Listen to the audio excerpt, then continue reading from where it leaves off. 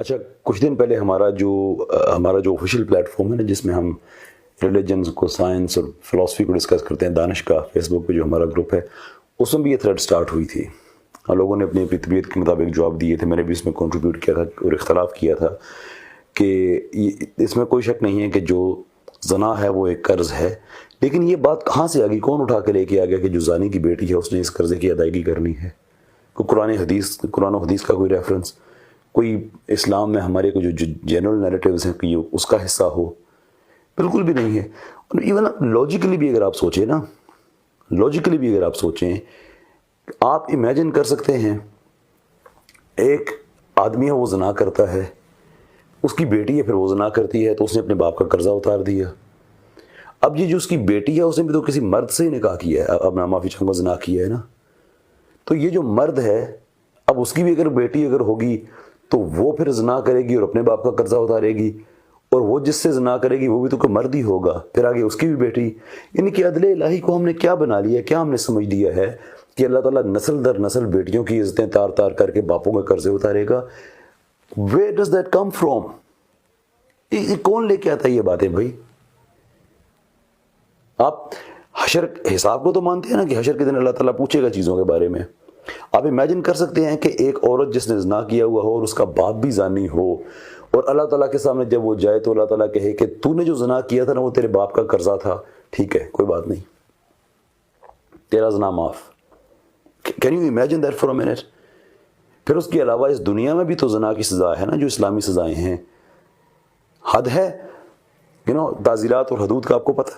یعنی اگر ایک عورت ہے، اگر وہ زنا کرتی ہے اور اس کا باپ بھی زانی ہے، قاضی اس کو اگر سزا دینے لگے تو وہ کہے کہ قاضی صاحب ایک منٹ، میرا باپ زانی تھا، میں نے اس کا قرضہ اتارا ہے، اور قاضی صاحب آگے سے کہیں کہ ہاں ٹھیک ہے، بالکل صحیح ہے، تم نے ٹھیک کیا، تمہیں کوئی سزا نہیں ہے، تم نے تو قرضہ اتارا ہے، تمہارے باپ نے شاید 10 دفعہ اور زنا کیا ہو، جاؤ تم 9 دفعہ اور کرو کہ تمہارا قرضہ بھی رہتا ہے.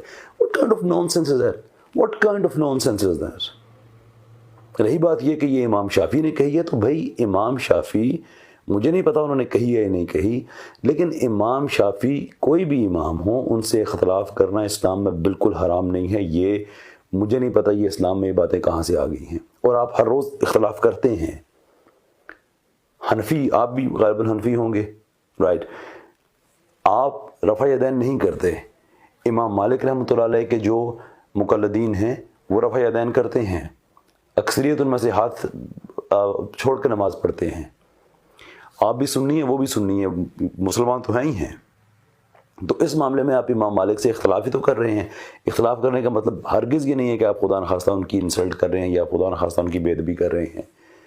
اور پھر اسپیسیفکلی امام شافعی کی جو بات ہے، امام شافعی ان کی فقہ میں تو فجر میں قنوت بھی کیا جاتا ہے.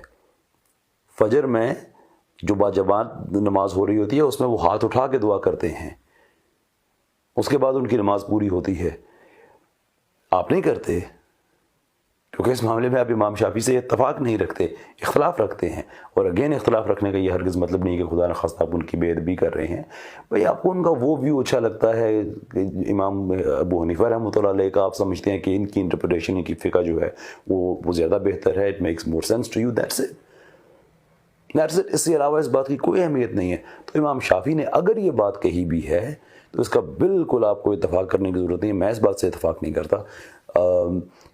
زنا قرض ہے، اس میں کوئی شک نہیں ہے. دیکھیں میں لائف کوچ ہوں، بہت سے لوگوں کے میں کیس ڈیل کرتا ہوں. میں پروفیشنل ایتھکس کی وجہ سے میں کسی کا نام لے کے نہیں بات کر سکتا، لیکن پاکستان کے بہت سے ایسے لوگ ہیں جن کو میں جانتا ہوں کہ ان کو سرکاری نوکریاں ملیں کہ آپ نے یہ اپنی جو آپ کے جو پروگیٹو ہے، ثواب دید ہے، اس پہ آپ نے یہ آگے تقسیم کرنی ہے. بہت سی عزتوں کو لوگوں نے خراب کیا اپنے جوانی کے زمانے میں. بہت سی بچیوں کو ان لوگوں نے مجبور کیا غلط کام پہ، زنا کیے. میں جانتا ہوں آج اپنے گھروں میں وہ کس طرح سے رہ رہی ہیں. بچوں نے گھروں سے نکالا ہوا ہے، ایسی ایسی بیماریاں لگی ہوئی ہیں، ایسی ایسی بری بدبو ان کے جسم سے آتی ہے کہ نوکر بھی ماسک پہن کے دور سے کھانا رکھ کے چلے جاتے ہیں، کوئی بلاتا نہیں ہے. پورا پورا سال بچے ملنے نہیں جاتے.